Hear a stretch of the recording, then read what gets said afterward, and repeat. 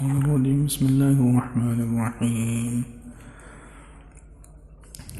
إنا أعطيناك الكوثر فصل لربك وانحر إن شانئك هو الأبتر.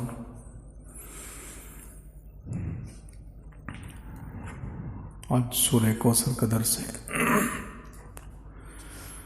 سورۃ الکوثر یہ مکی صورت ہے، 3 آیتیں اور 1 رکوع ہے.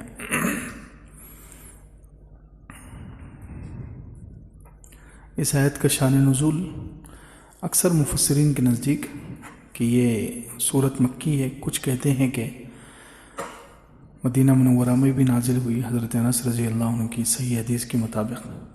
تو مفسرین کہتے ہیں کہ یہ 2 مرتبہ اتری ہوگی، مکہ مکرمہ میں بھی اور مدینہ منورہ میں بھی. لیکن اکثر مفسرین کا کہنا ہے کہ یہ مکی صورت ہے. مکہ مکرمہ میں کب نازل ہوئی، اس کا شان نزول حضور اقدس صلی اللہ علیہ وسلم کو اللہ تعالیٰ نے جو نرینہ اولاد عطا فرمائی، بیٹے، تو 2 بیٹوں کا جب حضور اقدس صلی اللہ علیہ وسلم کی مکہ مکرمہ میں انتقال ہو گیا، بچپنے میں دونوں بچوں کا، ایک حضرت قاسم تھے اور ایک حضرت عبداللہ، جن کا لقب طیب اور طاہر تھا. تو حضور اقدس صلی اللہ علیہ وسلم کو یہ 2 لڑکے مکہ مکرمہ میں ہوئے اور ان کا بچپن میں انتقال ہو گیا. تو مکہ مکرمہ کا ایک مشرک ہے عاص بن وائل، یا بعض روایتوں میں دوسرے بھی مشرکین کا نام آیا ہے. ان لوگوں نے خوشیاں منانا شروع کر دی. ان لوگوں نے جشن منایا، انہوں نے خوشیاں منائی اور انہوں نے یہ کہنا شروع کیا کہ اب تو محمد صلی اللہ علیہ وسلم کی نسل بہت جلد ختم ہو جائے گی. آپ کے بیٹے دنیا سے چلے گئے، بچپنے میں بچوں کا، لڑکوں کا انتقال ہو گیا، نرینہ اولاد کا انتقال ہو گیا، تو آپ کی نسل اب بہت جلدی ختم ہو جائے گی دنیا سے. آپ کا کام اور آپ کا نام دونوں نعوذ باللہ مٹ جائے گا. یہ ان لوگوں نے کہا. عاص بن وائل تھا یا دوسرے مکہ کے سردار تھے. ان لوگوں نے مکہ مکرمہ میں یہ بات چلانا شروع کی. حضور اقدس صلی اللہ علیہ وسلم کو یہ کہہ کر یہ لوگ تکلیف دیتے تھے کہ آپ کا نام نشان، آپ کی نسل، آپ کا خاندان نعوذ باللہ بہت جلدی دنیا سے مٹ جائے گا، کیونکہ آپ کے بچے، لڑکے جو تھے وہ ختم ہو گئے. کیونکہ دنیا میں عام طور پر نسل انسان کی لڑکوں سے چلتی ہے، خاندان بیٹوں سے چلتا ہے. تو اب بیٹے ہی بچپن میں انتقال کر گئے تو بہت جلدی آپ کی نسل ختم ہو جائے گی، آپ کا کام بھی اور آپ کا نام و نشان بھی نعوذ باللہ مٹ جائے گا. یہ انہوں نے کہا. تو اللہ رب العزت نے اس کی تسلی کے لیے اللہ رب العزت نے سورۃ الکوثر اتاری. انا اعطیناک الکوثر، یقیناً ہم نے آپ کو کوثر دیا ہے. کوثر یہ فعال کے وزن پر بہت زیادہ بھلائی کو کہتے ہیں. کوثر کا معنی ہے خیر کثیر، بہت زیادہ بھلائی. اب اس کے بہت معنی ہیں. علماء کرام کہتے ہیں 36 معنی ہیں. امام قرطبی رحمۃ اللہ علیہ نے تقریباً 16 معنی اس کے لکھے ہیں. لیکن اہم معنی ہم انشاءاللہ اس کی طرف چلیں گے. تو سب سے پہلے کوثر کا ایک معنی ہے حوض کوثر، کہ ادھر مشرکین مکہ طعنہ دے رہے ہیں، حضور اقدس صلی اللہ علیہ وسلم کو ستا رہے ہیں، تکلیف دے رہے ہیں کہ آپ کی نسل بہت جلدی ختم ہو جائے گی، آپ کا کام بھی اور آپ کا نام بھی بہت جلدی دنیا سے مٹ جائے گا، نعوذ باللہ. مشرکین ستا رہے ہیں. اس کے جواب میں تسلی کے لیے اللہ رب العزت نے فرمایا انا اعطیناک الکوثر، ہم نے آپ کو حوض کوثر دیا ہے. حوض کوثر ہم نے آپ کو دیا ہے. اس میں تسلی کیسے ہے؟ اس میں تسلی کیسے ملے گی؟ اس سے دیکھیں کہ مشرکین تو کہہ رہے ہیں کہ آپ کا نام و نشان اور آپ کا خاندان، آپ کی نسل بہت جلدی ختم ہو جائے گی. تو اللہ رب العزت نے اس کے مقابلے میں کہا انا اعطیناک الکوثر، ہم نے آپ کو حوض کوثر دیا ہے. تسلی کیا مطلب؟ کہ ہم نے یہ تو کہہ رہے ہیں کہ بہت جلدی آپ کی نسل، آپ کا خاندان، سب کچھ ختم ہو جائے گا، لیکن ہم یہ کہہ رہے ہیں کہ دنیا جب تک رہے گی، آپ کے زمانے سے لے کر قیامت تک ہزاروں سال دنیا رہے گی، تو ان ہزاروں سال میں بھی اے محمد صلی اللہ علیہ وسلم آپ کا نام رہے گا، آپ کا خاندان رہے گا، برزخ میں بھی رہے گا، قیامت میں حوض کوثر میں جب آپ اپنی امت کو حوض کوثر کا پانی پلائیں گے وہاں بھی آپ کا نام باقی رہے گا۔ یہ تسلی ہے۔ یہ تو کہہ رہے ہیں کہ دنیا میں چند دنوں کے بعد ختم ہو جائے گا، لیکن ہم کہتے ہیں کہ آپ کا نام، آپ کا کام، آپ کا خاندان، سب کچھ دنیا میں بھی رہے گا ہزاروں سال، جب تک دنیا رہے گی، پھر حتیٰ کہ قیامت تک حوض کوثر پر پہنچنے تک بھی سب کچھ باقی رہے گا اور آپ حوض کوثر کا پانی پلائیں گے۔ تو حوض کوثر یہ اصل تو جنت کی نہر ہے کوثر، وہاں سے 2 پرنالے میدان محشر میں حوض کوثر میں ڈالے جائیں گے، اور حضور اقدس صلی اللہ علیہ وسلم اس حوض کوثر سے اپنی امت کو سیراب کریں گے، پانی پلائیں گے۔ بہت وسیع اور عریض حوض کوثر ہوگا۔ اللہ کے رسول صلی اللہ علیہ وسلم نے حدیثوں میں اس کا تذکرہ کیا ہے کہ حوض کوثر کا پانی جو ہے وہ دودھ سے زیادہ سفید، برف سے زیادہ ٹھنڈا اور شہد سے زیادہ میٹھا ہے۔ اس کے دونوں کنارے اتنے وسیع ہیں کہ ایک کنارے سے دوسرے کنارے تک پہنچنے میں 1 مہینہ لگ جائے، اور اس پر پیالے ستارے جیسے گنے نہیں جا سکتے، ستاروں کی تعداد سے زیادہ اللہ تعالیٰ نے وہاں پیالے رکھے ہیں۔ سبحان اللہ۔ حضور اقدس صلی اللہ علیہ وسلم کی کیونکہ وہاں زیادہ پیالے کیوں ہیں، زیادہ پیالے وہاں کیوں رکھے، اتنے پیالے کہ آسمان ستاروں کی تعداد سے بھی زیادہ اتنے پیالے کیوں رکھے گئے؟ تو علماء کرام کہتے ہیں کہ اتنے زیادہ پیالے وہاں اس لیے رکھے گئے ہیں کہ مسلمانوں کو اور حضور اقدس صلی اللہ علیہ وسلم کو چاہنے والوں کو وہاں میدان محشر میں تکلیف نہ ہو۔ دنیا میں تو سب تکلیف اٹھائے، لائن میں کھڑے رہ کر، یہاں لائن میں کھڑے ہوئے، وہاں لائن میں کھڑے ہوئے، وہاں لائن میں کھڑے ہوئے، ہر جگہ لائن میں کھڑے ہونے سے آدمی کو کتنا ٹینشن آتا ہے، ہر جگہ انتظار کرنے میں انسان کو کتنی کوف اور کتنی مشقت اٹھانی پڑتی ہے۔ تو یہ انتظار کی مشقت وہاں قیامت میں نہ اٹھانی پڑے، اس لیے اللہ رب العزت نے اتنے وہاں پیالے رکھے ہیں جتنے ستارے۔ تو خیر، اس کا کوثر کا ایک معنی ہے حوض کوثر، دوسرا معنی ہے کوثر کا نہر کوثر، جنت کی جو نہر ہے اور جو اصل نہر ہے جس سے ساری نہریں جنت میں پھوٹتی ہیں، سارا پانی جنت میں اسی نہر کوثر سے جاتا ہے جو جنت الفردوس میں ہے۔ تو اللہ رب العزت نے کہا کہ ہم نے آپ کو نہر کوثر دی ہے، آپ کیوں فکر کرتے ہیں؟ یہ لوگ آپ کو تانا دے رہے ہیں، یہ لوگ آپ کو ستا رہے ہیں، تانے دے کر پریشان کر رہے ہیں کہ آپ کا نشان، آپ کا نام و نشان، آپ کا خاندان ختم ہو جائے گا۔ آپ فکر مت کیجیے، ہم نے آپ کو نہر کوثر دے دی ہے کہ آپ کا نام و نشان یہاں بھی اور جنت میں بھی باقی رہے گا، جنت میں بھی پانی وغیرہ سب کو آپ کے طفیل ہی ملنے والا ہے۔ اس لیے دوسرا معنی ہے کہ ہم نے آپ کو نہر کوثر دی ہے، کوثر کا مطلب نہر کوثر۔ تیسرا معنی ہے انا اعطیناک الکوثر، ہم نے آپ کو کوثر دیا ہے، یعنی نبوت دی ہے۔ کچھ مفسرین کہتے ہیں کہ تیسرا معنی اس کا نبوت۔ تو اب سوال پیدا ہوگا کہ نبوت تو بہت سارے لوگوں کو ملی ہے، 1,24,000 یا 2 لاکھ یا 2.5 لاکھ، کتنے لاکھوں انبیاء گزرے ہیں، تو اس میں حضور اقدس صلی اللہ علیہ وسلم کی کیا خاصیت ہوئی؟ تو یاد رکھیں، حضور اقدس صلی اللہ علیہ وسلم کو جو نبوت دی گئی ہے وہ خاص نبوت ہے، وہ اصل نبوت ہے۔ باقی انبیاء علیہ السلام کو جو نبوت ملی ہے وہ طفیلی نبوت ہے، حضور اقدس صلی اللہ علیہ وسلم کے طفیل ملی ہے، حضور اقدس صلی اللہ علیہ وسلم کے واسطے سے ملی ہے۔ حضور اقدس صلی اللہ علیہ وسلم اکیلے ایسے ہیں کہ آپ کی نبوت ذاتی ہے، آپ کی نبوت بلا واسطے کے، ڈائریکٹ اللہ تعالیٰ کی طرف سے نبوت آپ کو بلا واسطے کے ملی ہے، اور دوسرے انبیاء علیہ السلام کو جو نبوت ملی ہے وہ واسطے سے ملی ہے اور وہ طفیلی نبوت ہے۔ یہ فرق ہے۔ اسی طریقے سے حضور اقدس صلی اللہ علیہ وسلم کی نبوت لامحدود ہے۔ پہلے انبیاء علیہ السلام کا زمانہ محدود، ان کے قوم محدود، ایک قوم کی طرف، ایک خاندان کی طرف، ایک علاقے کی طرف، اور مخصوص وقت کے لیے انبیاء علیہ السلام آیا کرتے تھے۔ لیکن حضور اقدس صلی اللہ علیہ وسلم کی نبوت ایسی نہیں ہے، ساری جگہوں کے لیے، سارے زمانوں کے لیے، قیامت تک کے لیے، ہمیشہ کے لیے۔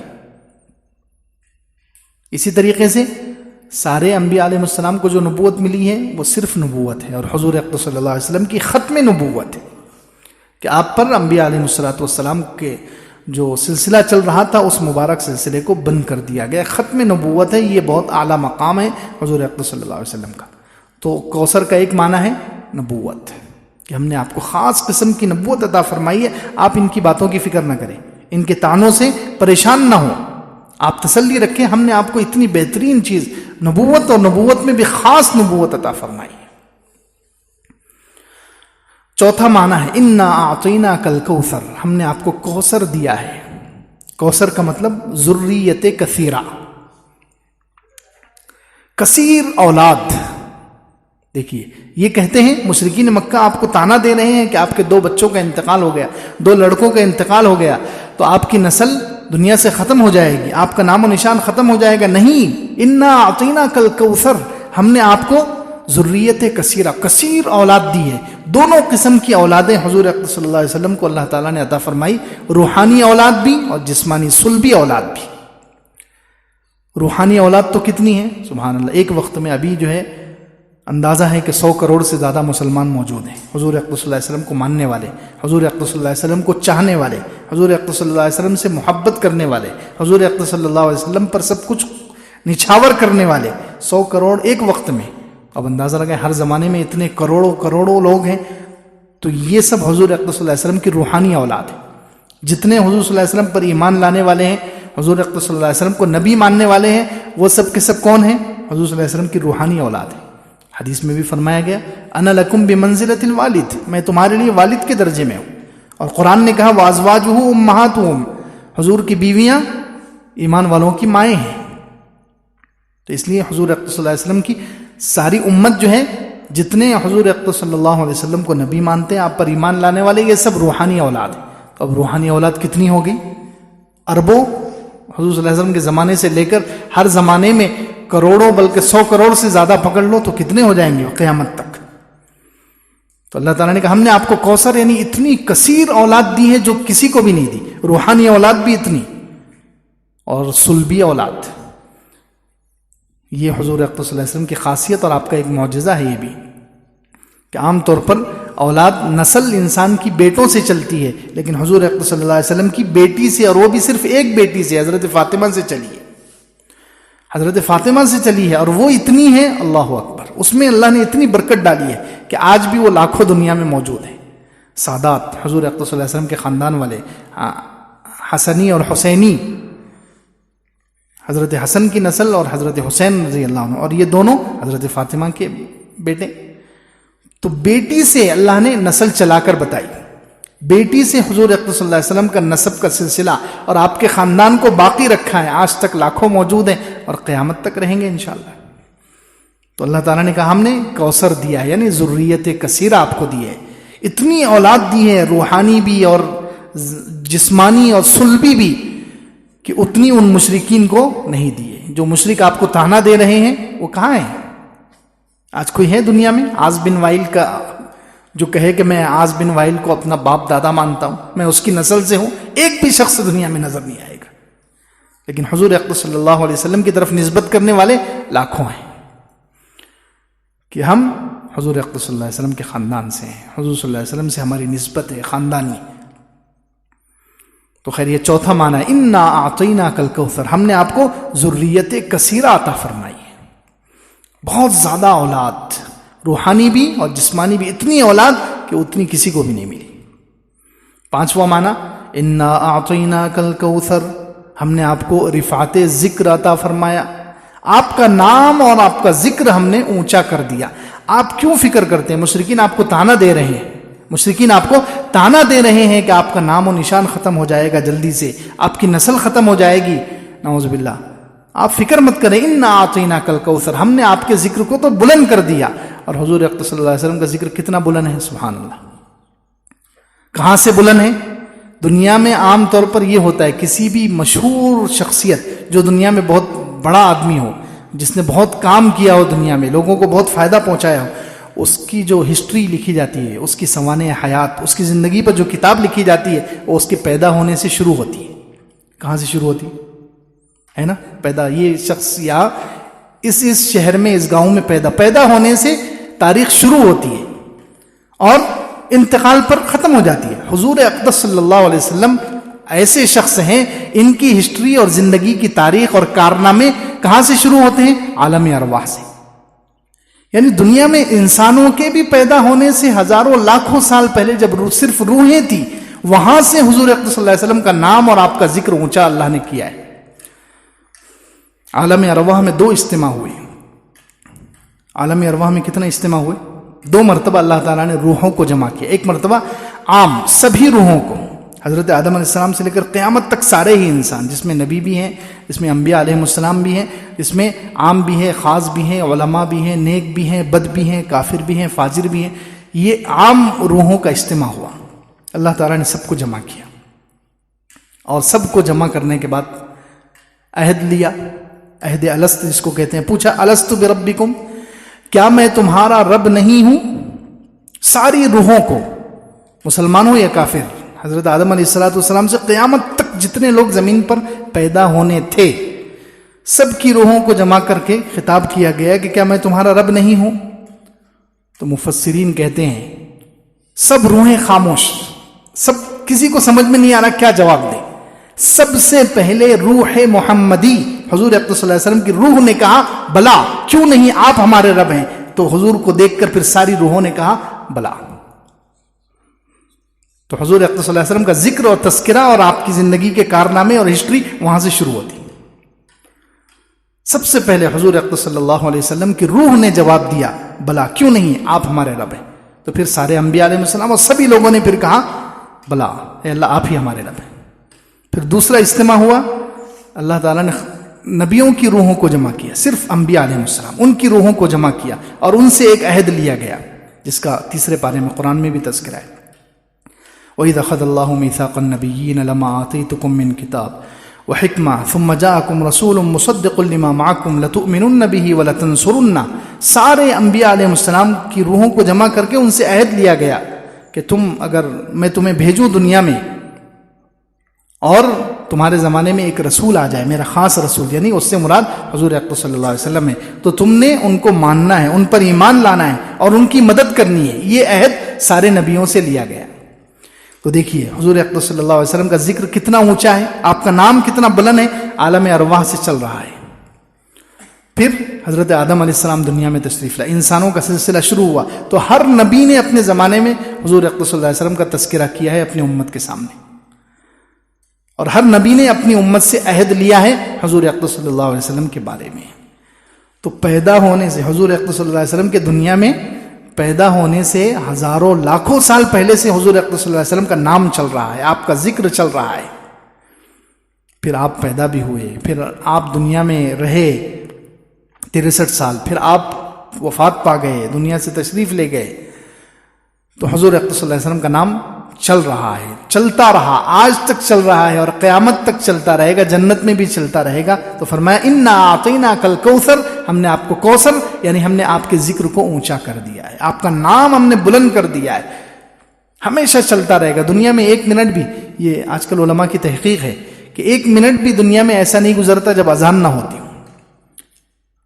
ملیشیا سے، انڈونیشیا، اس علاقے سے صبح میں اذانیں شروع ہوتی ہیں، فجر کی اذان وہاں سے شروع ہو کر یہ قافلہ چلتا ہے، ہندوستان، پاکستان، بنگلہ دیش، یہاں سے ہوتے ہوئے پوری دنیا میں جب یہ اذان کا قافلہ گھومتا ہے تو کہیں فجر کی اذان ہو رہی ہے، کہیں ظہر، کہیں عصر، کہیں مغرب، کہیں عشاء، تو پورے 24 گھنٹے میں 1 منٹ بھی اذان کہیں رکتی نہیں ہے، اور ہر اذان میں جہاں اللہ کا نام ہے وہیں حضور اقدس صلی اللہ علیہ وسلم کا بھی نام ہے۔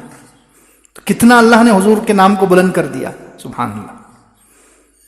اللہ رب العزت نے کہا انا اعطیناک الکوثر، آپ کیوں فکر کرتے ہیں، آپ کیوں ٹینشن لیتے ہیں ان کی باتوں سے، آپ کا نام تو اتنا ہم بلند کریں گے کہ دنیا دیکھتی رہ جائے گی، دنیا مٹانے کی کوشش کرے گی لیکن وہ نام چلتا ہی رہے گا، وہ بڑھتا ہی رہے گا، وہ ترقی ہی کرتا رہے گا، وہ آگے ہی جائے گا، وہ اونچا ہی جائے گا۔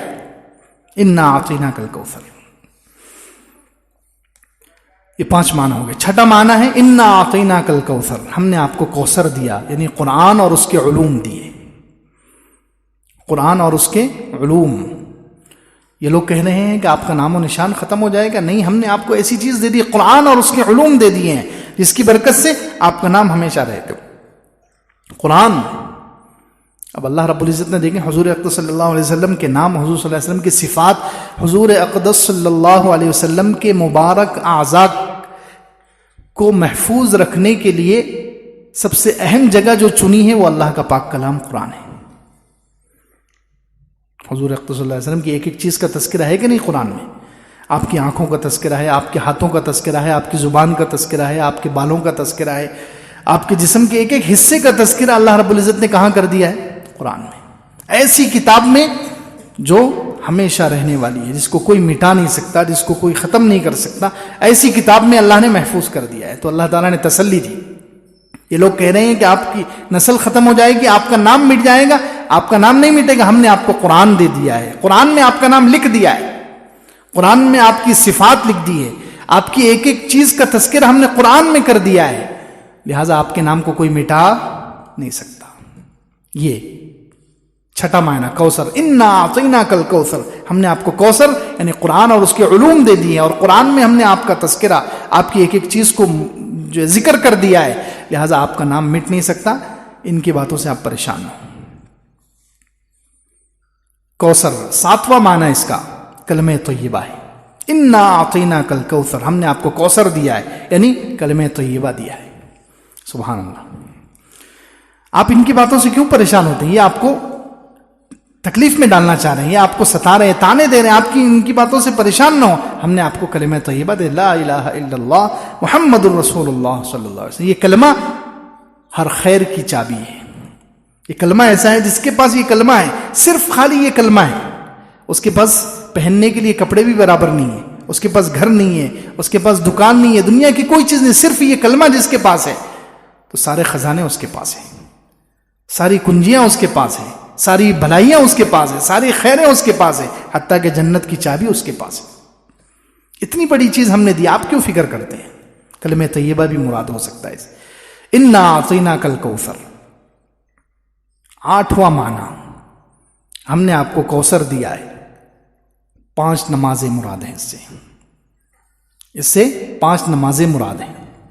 مفسرین کہتے ہیں اس کا 8واں معنی یہ بنتا ہے 5 نمازیں. یہ لوگ آپ کو تانا دے رہے ہیں، پریشان کر رہے ہیں، آپ فکر مت کریں، ہم نے آپ کو کوثر یعنی 5 نمازیں دے دی ہے. جو 5 نمازیں ہر غم کا مداوا ہے، ہر تکلیف اور ہر ٹینشن کو دور کرنے والی چیز ہے. اور حوض کوثر میں اور نماز میں بہت مناسبت ہے. حوض کوثر کے بارے میں حدیث میں فرمایا گیا دودھ سے زیادہ سفید، برف سے زیادہ ٹھنڈا، شہد سے زیادہ میٹھا. ایسے ہی نماز ہے. نماز میں ایمان والے کے مومن کے دل پر جو نور اترتا ہے وہ دودھ سے زیادہ سفید ہے. نماز جب مومن پڑھتا ہے تو اس نماز میں جو مومن کے دل پر اللہ کی طرف سے نور اترتا ہے وہ دودھ سے زیادہ سفید ہے.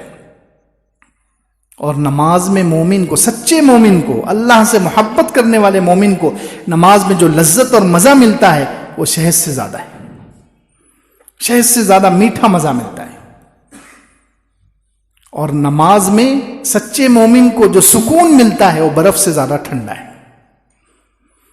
اس لیے کہا انا اعطیناک الکوثر، ہم نے آپ کو کوثر دی. 8 معنی جو سب سے اہم ہے، باقی تو بہت سارے معنی لکھے ہوئے، لیکن یہ 8 معنی جو اہم تھے وہ بیان کر دیے گئے. فرمایا انا اعطیناک الکوثر، ہم نے آپ کو کوثر دیا ہے. یہ ساری چیزیں عطا فرمائی. آپ ان کی باتوں کی فکر نہ کریں. خیر کثیر، سب کچھ، ساری بھلائیاں اور سب کچھ ہم نے آپ کو دے دیا ہے. لہٰذا کیا کیجئے، فصلی لربک وانحر، نماز پڑھیے اپنے رب کے لیے. نماز اپنے رب کے لیے پڑھیے اخلاص کے ساتھ، دکھاوا نہ ہو، اس میں نام و نمود نہ ہو. نماز پڑھیے اپنے رب کے لیے، وانحر، اور قربانی کیجیے. نحر کہتے ہیں اونٹ ذبح کرنا، لیکن اس سے ساری قربانی مراد ہے. لہذا اپنے رب کے لیے نماز پڑھیے اور قربانی کیجیے.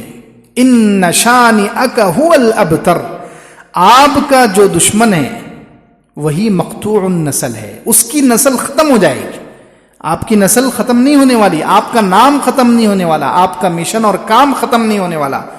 آپ کا جو دشمن ہے، ان شانئک هو الابتر، وہی دم بریدہ، دم کٹا ہوا، اس کی نسل ختم ہو جائے گی.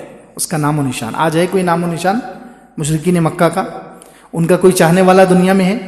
عاص بن وائل جو طعنہ دیتا تھا حضور اقدس صلی اللہ علیہ وسلم کو، آج اس کا ماننے والا ایک بھی ہے دنیا میں؟ کوئی ہے جو اس سے محبت کا دعویٰ کرے؟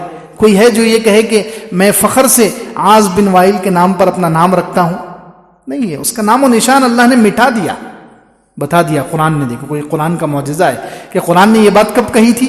مکہ کے زمانے میں، جب مسلمان 200-300 سے زیادہ نہیں تھے. جب مسلمان کتنے تھے؟ 200-300 سے زیادہ مسلمان نہیں تھے. اس وقت اللہ رب العزت نے یہ سورت اتار کر یہ بات کہی تھی.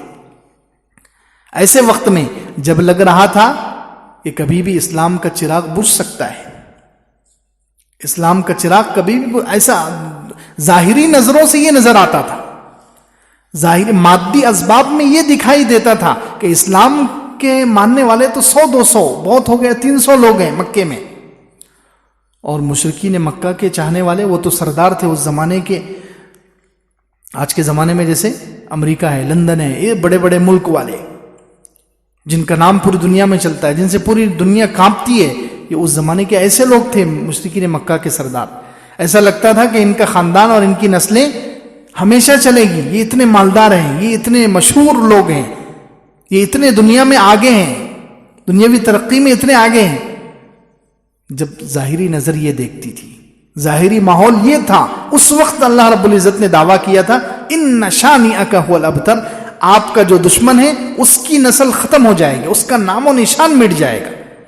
اور آج ہم 1400 سال کے بعد اس آیت کو حق ہوتے ہوئے اپنی آنکھوں سے دیکھ رہے ہیں نہیں دیکھ رہے ہیں الحمدللہ.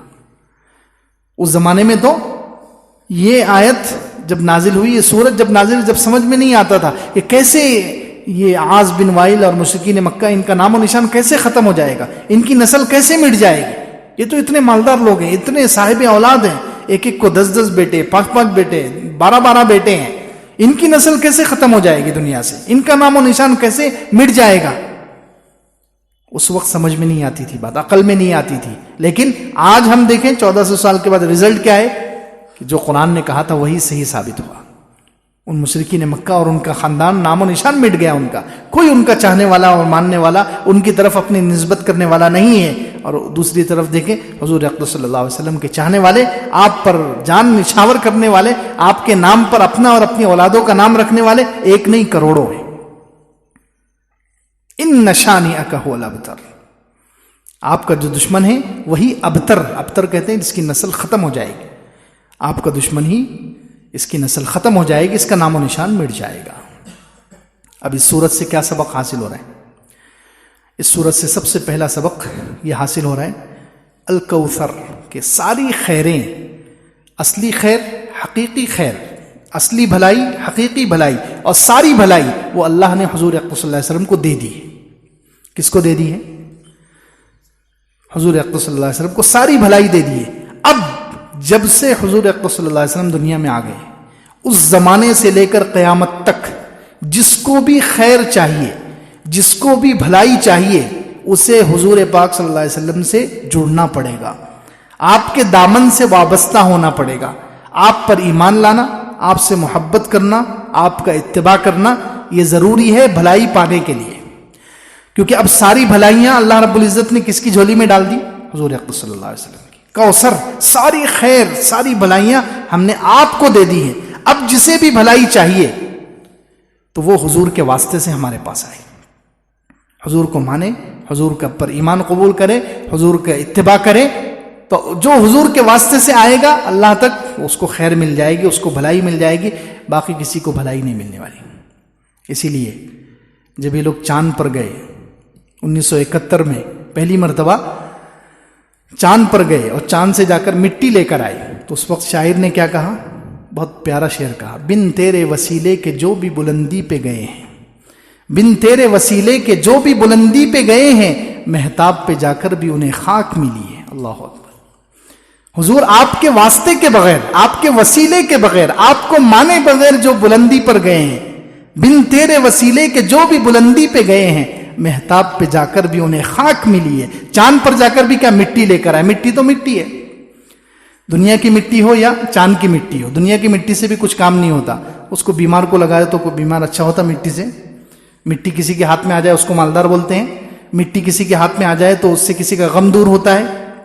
کچھ بھی نہیں ہوتا. ایسے ہی چاند کی مٹی بھی وہی ہے، چاند کی مٹی بہت اعلیٰ ہے، وہ کسی بیمار کو لگائے تو اچھا ہو جائے گا؟ نہیں، مٹی تو مٹی ہے، چاہے زمین کی ہو یا چاند کی ہو.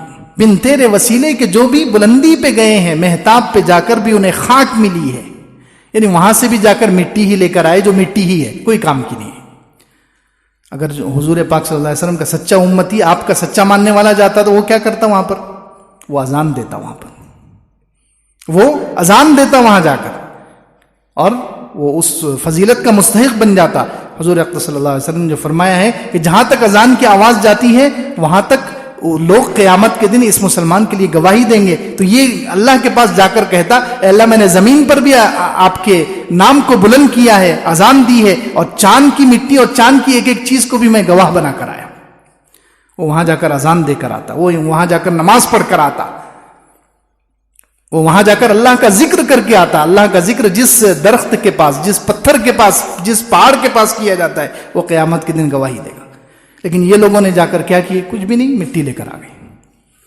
اس لیے اب پہلا سبق اس سورت سے مل رہا ہے کہ خیر کثیر اللہ نے ساری حضور کو دے دی ہے، حضور اقدس صلی اللہ علیہ وسلم کو۔ اب جسے بھی خیر چاہیے، جسے بھی بھلائی چاہیے، حضور اقدس صلی اللہ علیہ وسلم کے دامن سے جڑنا پڑے گا، آپ سے وابستہ ہونا پڑے گا، آپ سے اپنا تعلق مضبوط کرنا پڑے گا، تو خیر مل سکتی ہے، ورنہ خیر نہیں مل سکتی، چاہے آپ کتنے بھی بڑے بادشاہ بن جائیں، دنیا میں کتنی بھی ترقی کر لیں، خیر کثیر ملے گی تو اب صرف حضور اقدس صلی اللہ علیہ وسلم کے واسطے سے ملے گی، باقی نہیں ملے گی۔ پہلا سبق۔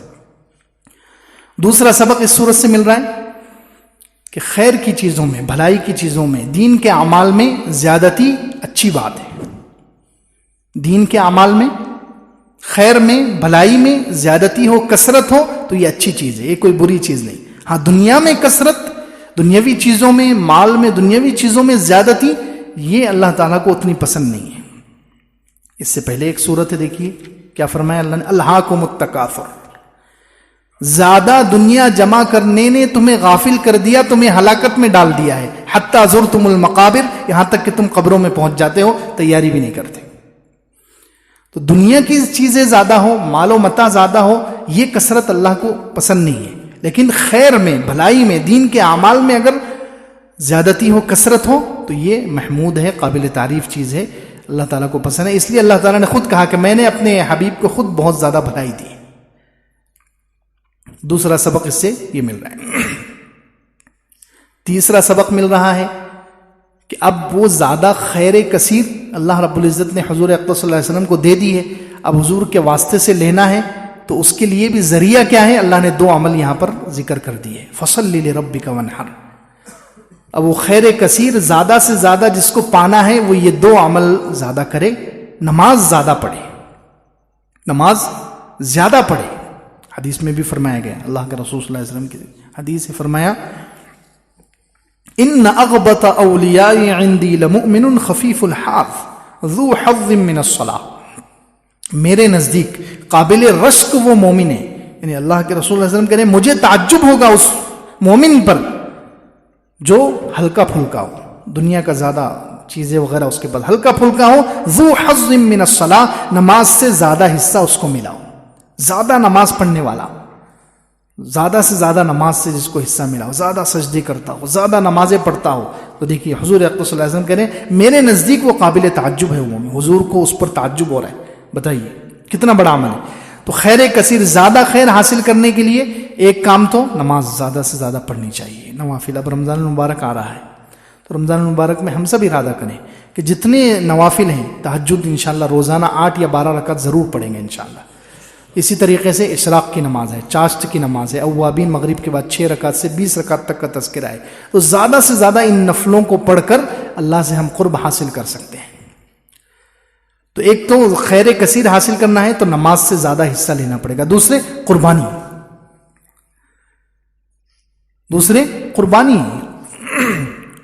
کیونکہ قربانی بھی بہت بڑا، اللہ کے نام پر جانور قربان کرنا یہ بہت بڑی عبادت ہے، بہت بڑی عبادت۔ حضرت آدم علیہ السلام کے زمانے سے لے کر ہر امت میں یہ عمل رہا ہے اور بہت بڑی عبادت ہے، بہت بڑا عمل ہے قربانی،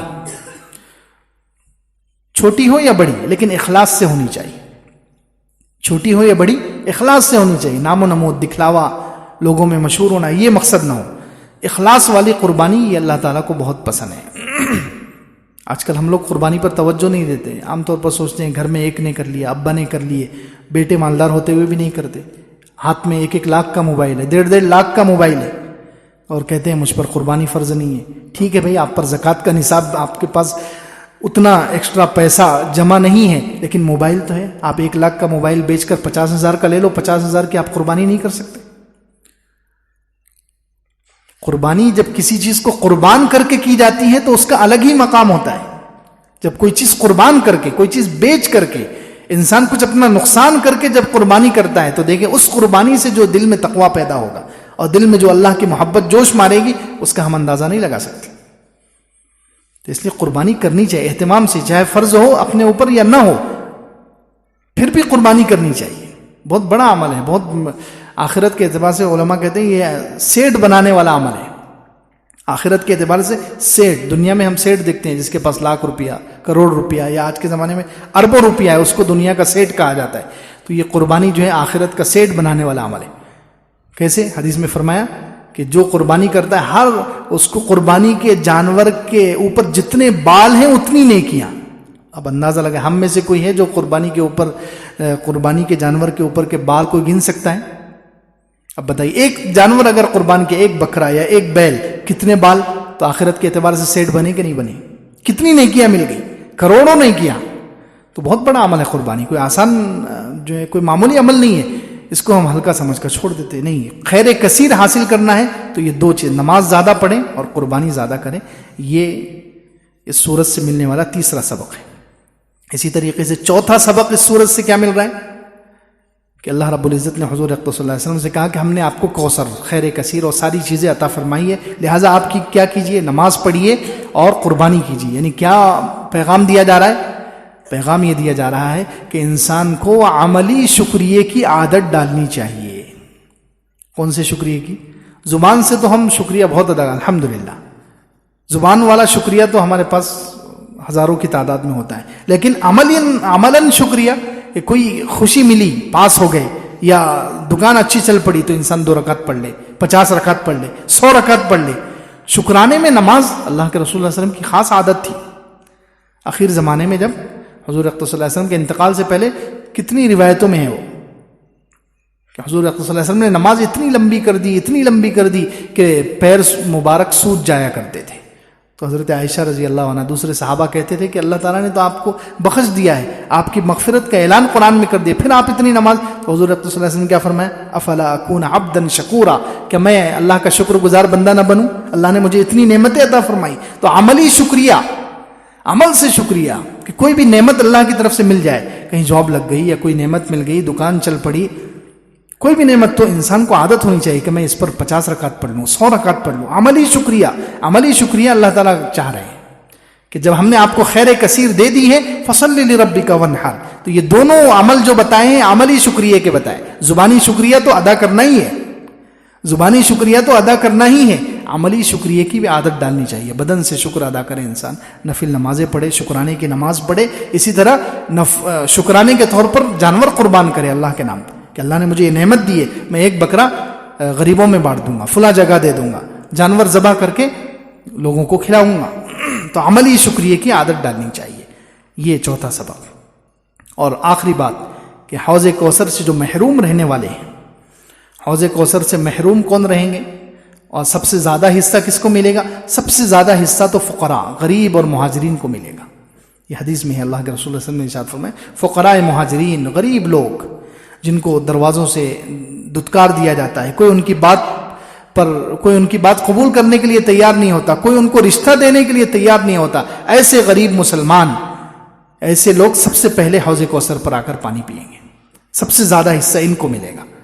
اور محروم رہنے والے کون ہیں؟ اللہ کے رسول صلی اللہ علیہ وسلم دوسری حدیث میں فرمایا کہ کچھ لوگ لائے جائیں گے جو مجھے نظر آئے گا کہ یہ میرے ہیں، میرے امتی ہیں، میں ان کا استقبال کروں گا، میں ان کو بلاؤں گا، فرشتے انہیں مجھ سے دور کر دیں گے، فرشتے انہیں ہٹائیں گے وہاں سے اور دور کریں گے. تو میں کہوں گا فرشتوں سے کہ یہ تو میرے دوست ہیں، یہ تو میرے امتی ہیں، ان کو آپ کیوں دور کر رہے ہیں؟